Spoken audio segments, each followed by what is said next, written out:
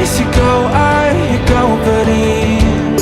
Patuloy kong pangawagan ang iyong mga salitang hindi na nakikita sa tingin ng iyong mga mata. Ngunit kung sarado na ang puso sa nadarama, pwede bang isipin mo kung bakit tayo nagsimula?